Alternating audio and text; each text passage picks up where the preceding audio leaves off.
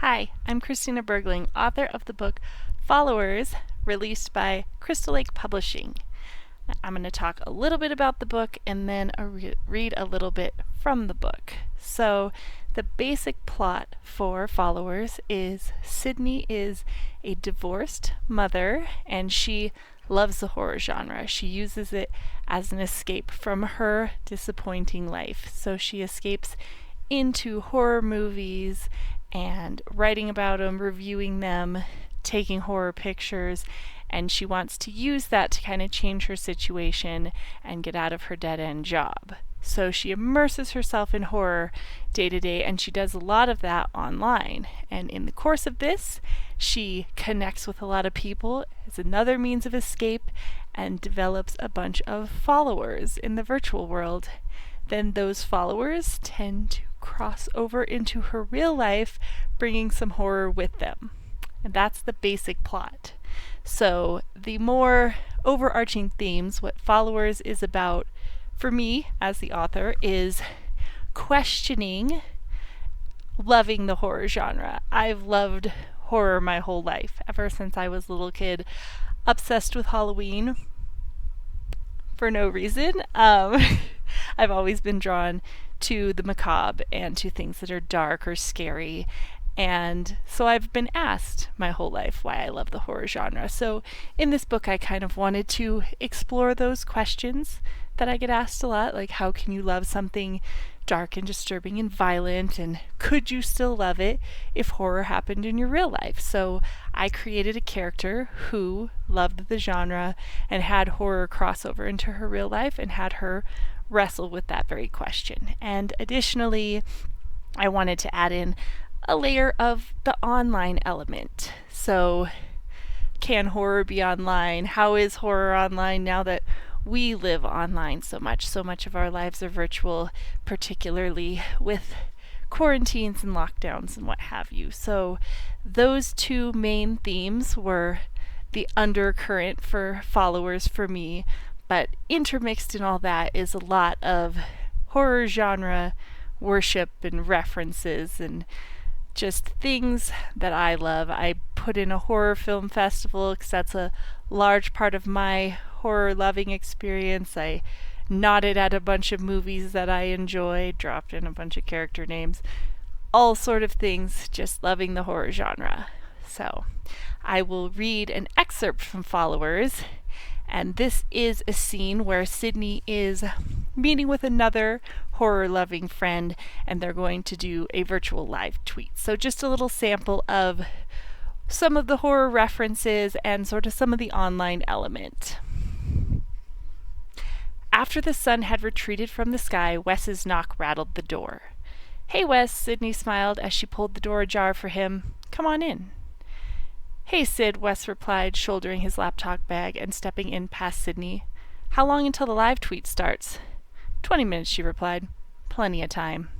Wes shuffled around the coffee table and settled into his favorite spot, the same spot Kendra loved to occupy when she was home. He meticulously placed his bag on the cushion between him and Sidney's seat, gently extracting the computer. He sat up on the edge of the couch and looked between the empty coffee table and Sidney. "Do we have the customary snacks?" he asked. "What do you think this is? My first live tweet? Of course we have the customary snacks." Sidney moved into the kitchen and returned with a heaping bowl of chips and a bag of licorice bites. She deposited both on the table, then circled back to extract 2 cold beers from the fridge. She placed them down forcefully enough to hear the glass clunk against the wood. "Better?" she mocked. "Much better," Wes laughed. "Now I'm feeling the vibe. It's only better in October when we have Halloween snacks." October is coming, which reminds me, we need to talk about the Telluride Horror Show. "That's right." Wes leaned back and rubbed his hand over the stubble advancing across his chin. "It's almost time. How was Nightmare?" "It was good. Really good." Sidney snagged her beer and dropped to the cushion beside Wes's bag. "It's a little more commercial than Telluride, so it has a bigger setup, more swag, but less of the, culture. I saw a lot of good movies. Some we'll have to watch later." "When are you posting your reviews?" This week. I just finished drafting them, but was too lazy to proofread today. You're allowed to take a day off, I guess, Wes shrugged. He grabbed his own beer and a handful of licorice, easing back against the couch. So, Telluride, Sidney redirected. You're a yes. Yes? Yes, I think so. You think so? Your wife will let you? Pam might have some stuff planned for us, so I'll have to check it with her. Otherwise, yes. I'm a yes. Sidney rolled her eyes and smiled as she took another swig. Does Pam want to come with us? Sidney asked. No. God, no. Wes shook his head violently. She doesn't have to watch horror movies. She could go hiking or whatever. Telluride is a cool town. I know, and she knows. She always does a spa weekend when we go to a fest. So if we drove out on Thursday, Sidney pressed, we could do horror all Friday, Saturday, and Sunday, then drive home Monday. We could get a good deal on a room at the same place we stayed last time. I did like that place. I like being able to walk to everything, including the bar. Sidney raised her beer. You do not need to get as drunk as last year. You think just because we live in Colorado you can't get affected by that extra altitude. We were fine. I was fine, Wes laughed. You were too hungover for morning movies the next day. Well, I'm going. It would be nice to not go alone. I'm probably going with you. If not, you could always invite one of your online boyfriends. He pressed his fingertip to his chin, then grinned and pointed at her. Or you might see one of your stalkers there. Funny you should mention that. Sidney sat back and pulled her laptop across her knees. Oh no. What? Wes rolled his eyes and did the same with his computer. One of my online boyfriends is talking about coming to the fest. Sidney used her fingers to quote boyfriends. I'm sure he's full of shit, but that's what he's saying. And you're not alarmed by this? Wes squinted his eyes and turned his face near profile to her. No, Sidney hesitated. Maybe. I've been talking to this guy for almost 2 years, near daily. If he's full of shit, he's very committed. I don't think he is, but maybe the risk is part of the excitement. You write horror, Sidney, Wes said firmly. You know where this story ends, with you in 15 pieces in the mountains outside Telluride. Oh, stop being so dramatic. You'll be there to protect me. Wes let his jaw drop. Oh, I see what this is about, he said. You don't want a horror buddy at the fest. You want a stalker chaperone. Never! Always a horror buddy. If you happen to be a stalker chaperone, you know even better. Can't it be both? Sidney chuckled. Are you going to hang a sock or a tie on the door of our room if shit gets serious, like in college? Sidney cackled a bit and reached forward to gather a handful of chips. She crunched them loudly as she smiled over at Wes. He continued to shake his head, turning his attention to the laptop screen. He adjusted his glasses and smoothed his beard before placing his fingertips gently on the keyboard. Oh shit, Sidney mumbled through the chip fragments. It's time.